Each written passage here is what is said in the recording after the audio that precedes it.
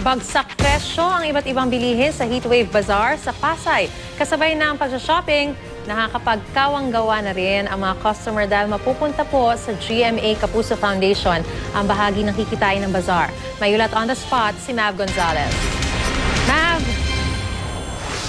Maris, para nga dun sa mga hahabol ng kanilang summer shopping, pwedeng-pwede po kayo mamili dito sa Heatwave Summer Bazaar sa World Trade Center.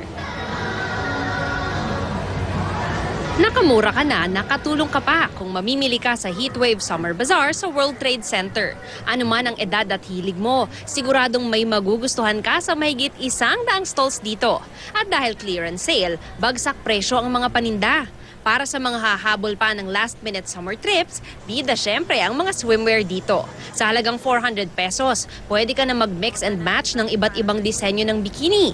400 din pag one-piece swimsuit. Ang mga rash guard na uso pang surfing, 550 pesos. Meron ding athletic wear para sa mga lalaki. 350 ang mga short sleeve shirts, habang 450 ang mga long sleeves. 200 pesos naman ang crop tops. Cute na cute ang mga pocket design ng t-shirts na ito. Para sa mga mahilig sa makeup, 180 hanggang 300 pesos ang mga branded lipstick. Ang mga eyeshadow palette nasa 300 pesos lang. 200 hanggang 400 naman ang blush on. May accessories din na nasa 150 hanggang 300 pesos. Hindi rin mawawala ng mga chikiting dahil may mga damit, bag at laruan na pambata rito. Kung magutom ka naman habang nagsha-shopping, hindi na kailangang lumabas dahil may food stalls na rin sa bazaar. Pero ang pinakamaganda, bahagi ng kikitain ng bazaar ay para sa charity. Part of the proceeds will go to the GMA Kapuso Foundation.